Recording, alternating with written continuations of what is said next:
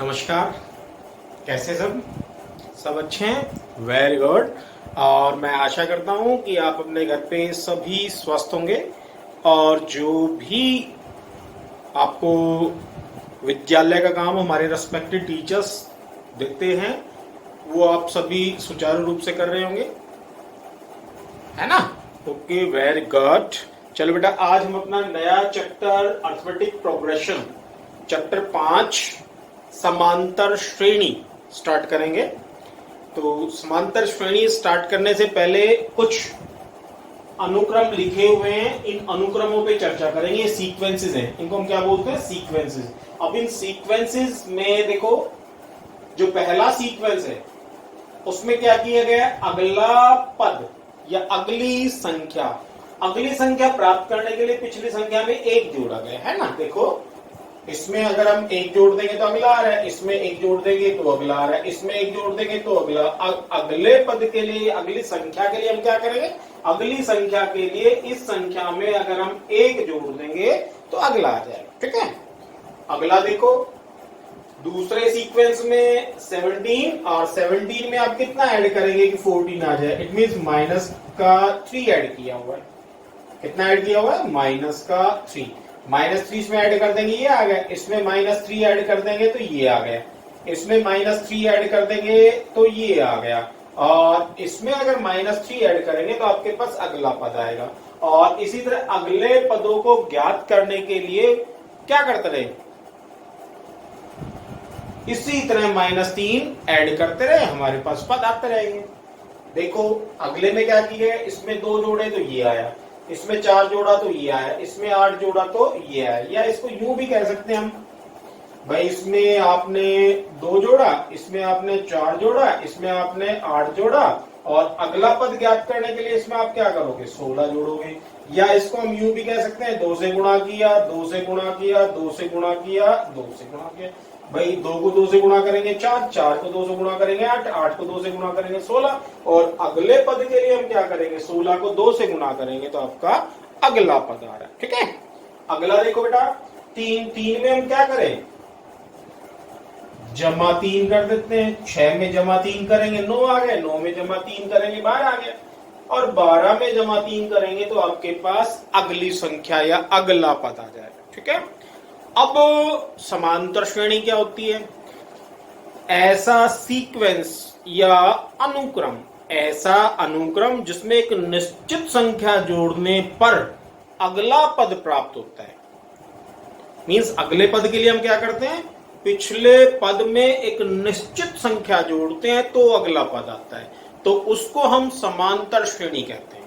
क्या कहते हैं? समांतर श्रेणी। और हमें अगले पद के लिए क्या करना बेटा? एक निश्चित संख्या, मींस वो संख्या चेंज नहीं होगी, जो संख्या हम जोड़ रहे हैं वो संख्या हमें नहीं बदलनी है। अगले पद के लिए हम हमेशा वही संख्या जोड़ेंगे, तो केवल उसी को हम समांतर श्रेणी कहेंगे। अब देखो, यहां इस पद में हमने क्या किया था? इस पद में हमने क्या किया था? 2 में 2 जोड़ा तो अगला पद आ, अगले पद में फिर 4 जोड़ दिया। इट मींस हमने यहां 2 की जगह क्या कर दिया? 4 जोड़ दिया। इट मींस ये जो आपकी निश्चित संख्या थी ये आपकी बदल गई ना, इसलिए ये आपकी समांतर श्रेणी नहीं है। ओके, अब पहली पे चर्चा करते हैं। देखो, पहली में हमने इस पहले पद में 1 जोड़ा, 2 आ गए, 2 में फिर हमने 1 जोड़ा, मींस ये संख्या आपकी नहीं चेंज हो रही ना। फिर हमने 1 जोड़ा और फिर हमने 1 जोड़ा, इट मींस ये आपकी समांतर श्रेणी है ना। दूसरे में देखते हैं, हमने इसमें घटा 3 जोड़ा, फिर घटा 3 जोड़ा, फिर घटा 3 जोड़ा, और अगला पद पाने के लिए फिर हम घटा 3 जोड़ेंगे। मींस ये जो निश्चित संख्या है हम इसको बदल नहीं रहे, तो इट मींस ये भी आपकी समांतर श्रेणी है। ओके, तीसरी संख्या पे आते हैं। पहले पद में 3 जोड़ा तो अगला पद आ गया, अगले पद में फिर 3 जोड़ा अगला पद आ गया, अगले पद में फिर 3 जोड़ा अगला पद आ गया। मींस ये संख्या हम नहीं बदल रहे, है ना। ये एक निश्चित संख्या है, तो ये संख्या हम नहीं बदल रहे, इसका मतलब ये हमारे पास समांतर श्रेणी है ना। तो समांतर श्रेणी क्या हो गई? कि अगला पद प्राप्त करने के लिए पिछले पद में एक निश्चित संख्या जोड़ने पर जो आपके पास सूची आती है या जो सीक्वेंस हमारे पास आता है उसको हम क्या बोलते हैं, समांतर श्रेणी बोलते हैं। कोई डाउट समांतर श्रेणी में? ओके। अब जो समांतर श्रेणी में ये जो संख्याएं होती है, इन सभी संख्याओं को हम पद बोलते हैं। क्या बोलते हैं? पद, टर्म। क्या बोलते हैं बेटा? टर्म बोलते हैं, पद बोलते हैं। ये आपके पास पहला पद, ये आपके पास दूसरा पद, ये आपके पास तीसरा, ये आपके पास चौथा, और इसी तरह आपके पद बढ़ते रहेंगे। ठीक है। और जो ये निश्चित संख्या है इसको हम सार्वंतर बोलते हैं। क्या बोलते हैं? सार्वंतर। और इंग्लिश में इसको कॉमन डिफरेंस।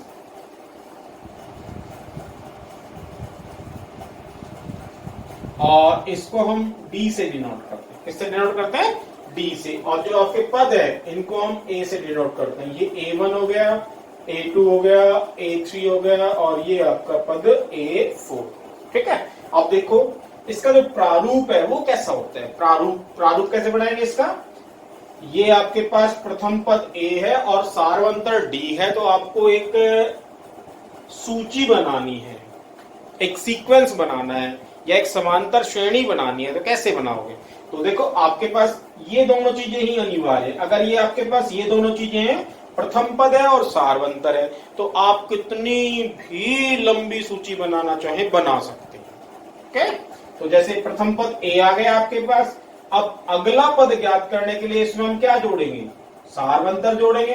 तो अगला पद आपके पास क्या आ गया? A जमा D। इससे अगला पद प्राप्त करने के लिए फिर क्या जोड़ेंगे? फिर वही डी जोड़ेंगे। तो ये क्या आ जाएगा आपके पास? A जमा D, और इन दोनों डी को जोड़ेंगे A जमा 2D। तो इट मीन्स ये क्या हो गया आपके पास? A जमा 2D। अगला पद ज्ञात करने के लिए फिर क्या करेंगे? फिर डी जोड़ेंगे इसमें। तो ये क्या आ जाएगा? A जमा 3D।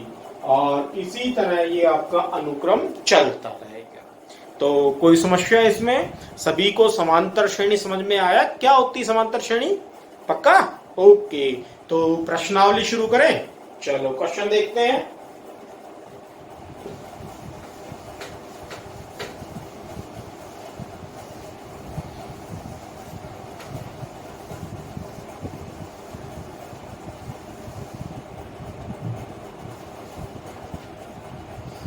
पहले प्रश्न में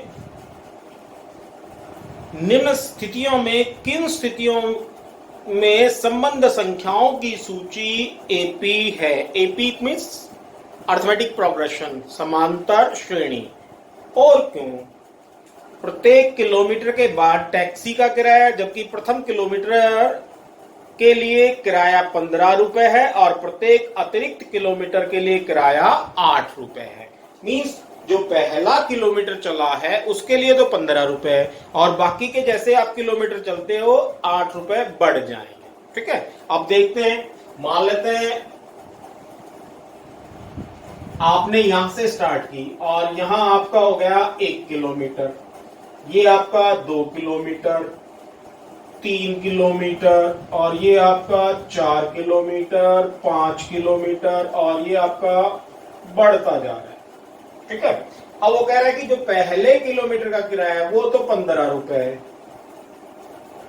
मीन्स यहां से यहां तक आने के लिए आपने 15 रुपए किराया दिया। अब अगले प्रत्येक किलोमीटर के लिए आपको 8 रुपए देना है। अब जैसे आप 1 किलोमीटर चल गए उसके लिए तो 15 है, 1 से 2 पे जाओगे तो आपको 8 रुपए और देने पड़ेंगे। मीन्स 1 किलोमीटर का किराया कितना हो गया? 15। तो 2 किलोमीटर का किराया कितना हो गया आपका? 15 और 8 23 रुपए हो गया, है ना। अब आप तीसरे किलोमीटर जा रहे हो तो फिर आपको 8 रुपए देने पड़ेंगे।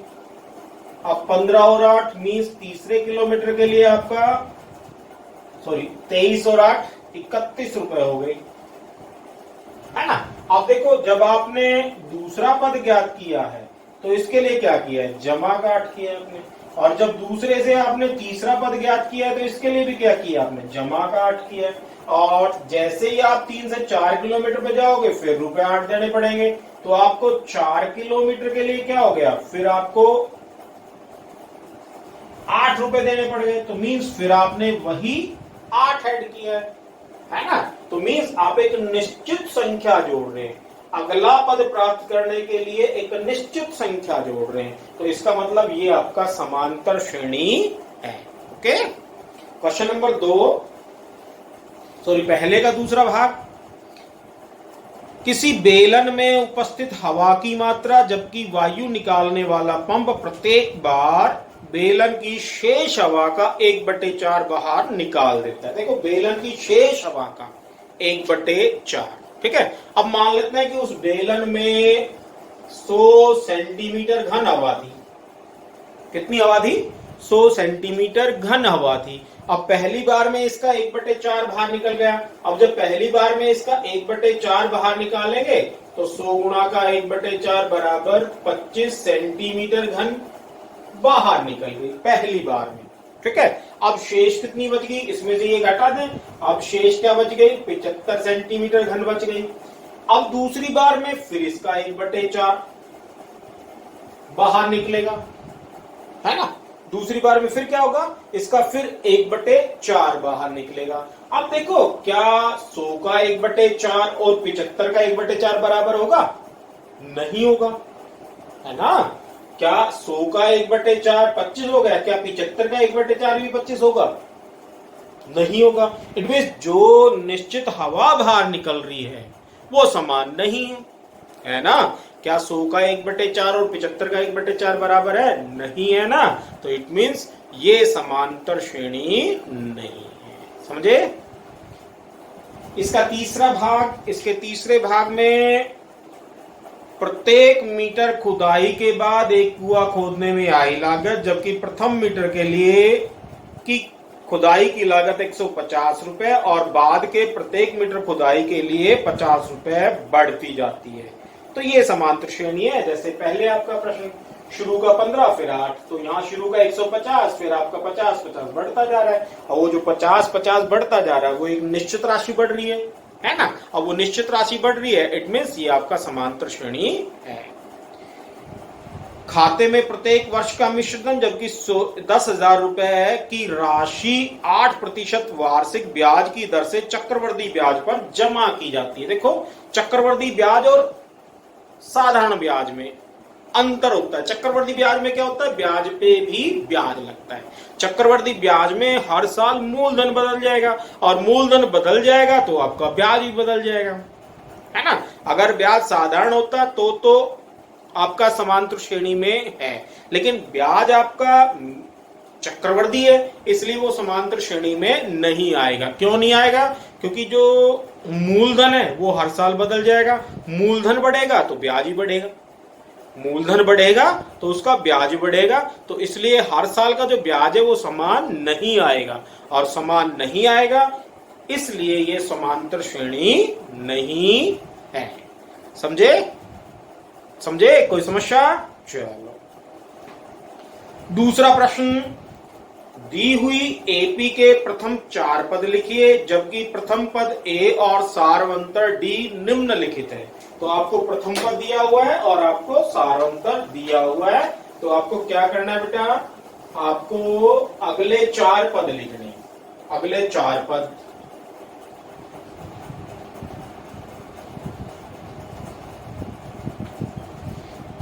अब पहले में ए आपको 10 दे दिया, डी भी आपको 10 दे दिया।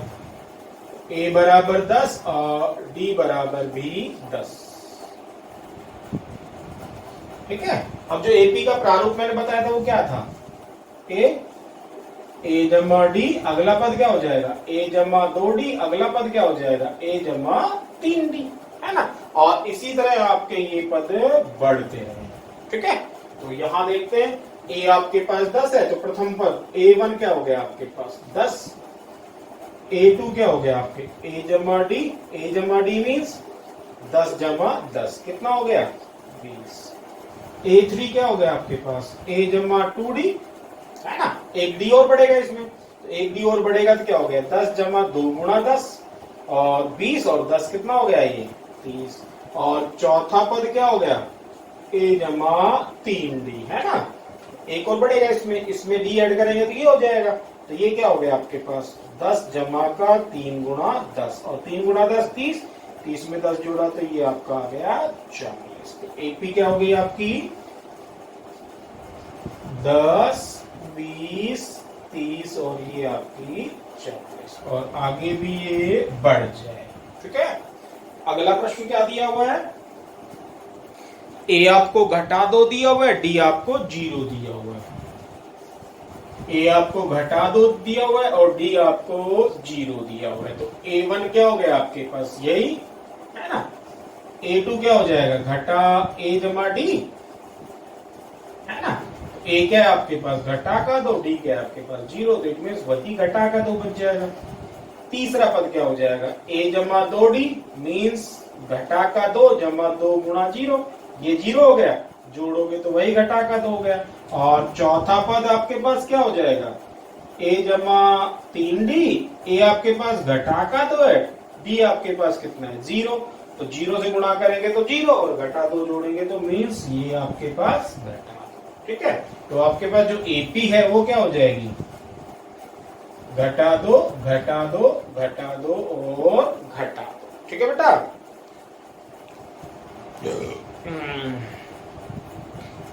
फोर्थ पार्ट इसका, फोर्थ पार्ट थर्ड पार्ट खुद करना है। फोर्थ पार्ट इसमें क्या दिया हुआ है, a equals to -1 and d equals to 1/2।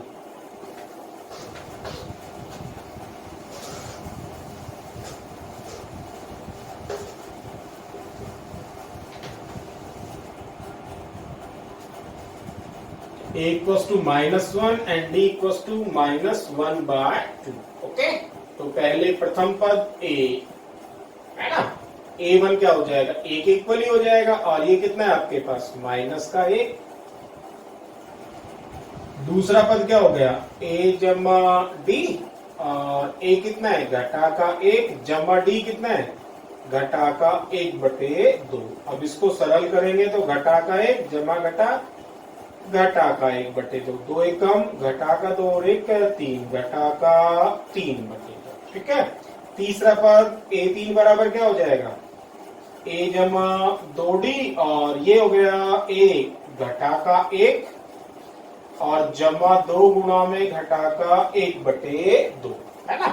तो देखो 2 से 2 कैंसिल आउट हो गया, घटा का 1 जमा घटा घटा घटा का 1, तो ये कितना हो जाएगा घटा का 2। चौथा पद क्या हो जाएगा, a जमा 3D, और a क्या है आपके पास घटा का 1 जमा का 3 गुणा घटा 1/2। तो इसको हल करेंगे तो 3 एकम 3, ये हो गया आपके पास घटा का 1 घटा का 3/2, तो 2 एकम 2, 2 और 3 5 मीन्स घटा का 5/2। एपी क्या हो गई आपकी, एपी क्या हो जाएगी आपकी, पहला पद घटा का 1, दूसरा पद क्या आ गया घटा का 3/2, तीसरा पद क्या आ गया घटा का 2, और चौथा पद क्या आ गया घटा का 5/2। ठीक है, कोई डाउट। चलो ये पहला प्रश्न आप कर लोगे, चलो सॉरी दूसरा प्रश्न आप कर लोगे। तीसरा प्रश्न देखो, निम्न में से प्रत्येक एपी के लिए प्रथम पद और सारवंतर लिखिए। प्रथम पद मीन्स पहला पद, और सारवंतर के लिए आप क्या करना है, अगली में से पिछली को घटा दो, आपके पास सारवंतर आ जाएगा। अब जैसे ये क्या कह रहा है, एपी इसने क्या दे दिया 3 1 घटा 1 घटा 2 घटा 1 घटा 3। ओके, तो यहां आपका जो प्रथम पद है ए, वो तो स्टार्टिंग वाला पद तो यही होगा प्रथम पद, इसमें तो कोई बात ही नहीं है। ये आपके पास आ गया 3, और डी, डी के लिए आप क्या करना है, इसमें से इसको घटा दो, इसमें से इसको घटा दो, इसमें से इसको घटा दो, मीन्स अगले में से पिछले को घटाना है आपको। डी के लिए किसी को भी कंटिन्यूअस, ठीक है, क्रमागत अगले में से पिछले को घटा, ऐसा नहीं इस अगले में से इस पिछले को घटा दो ना, अगले में से तुरंत पीछे वाले को। ठीक है, तो डी बराबर क्या हो जाए, चाहे तो इसमें से इसको घटा दो, इसमें से इसको घटा दो, इसमें से इसको, किसी को घटा, आपके पास डी आ जाएगा। तो डी क्या हो गया, 1 घटा 3 बराबर घटा का 2। ठीक है, कोई डाउट? अगला देखो इसी में, इसी का आप देखिए तीसरा भाग देखिए बेटा, तीसरे भाग में क्या कह रहा है ये, 1/3, 5/3, 9/3, 1/3 एपी है ये आपकी,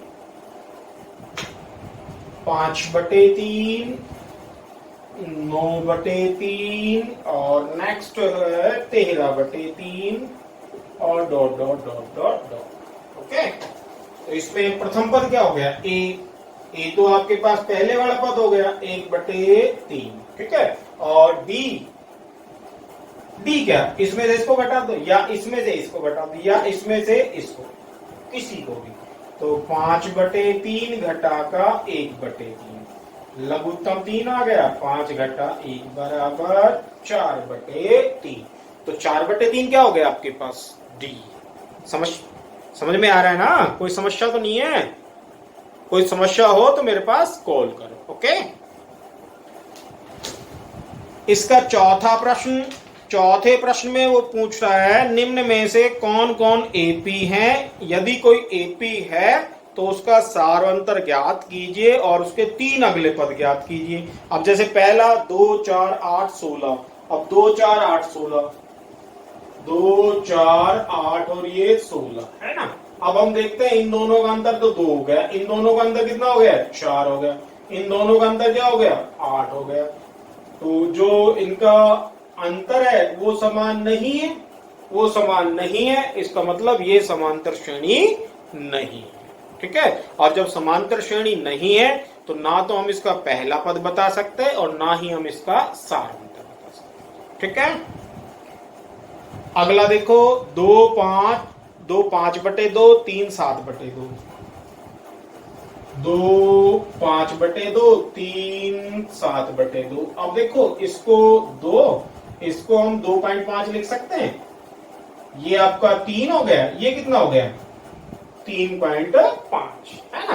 अब देखो अगर हम इसमें से इसको घटाते हैं तो 0.5 आ रहा है, इसमें से इसको घटाते हैं तो 0.5 आ रहा है, और इसमें से इसको घटाते हैं तो भी 0.5 आ रहा है। इट मीन्स एक निश्चित संख्या आ रही है ना, है ना।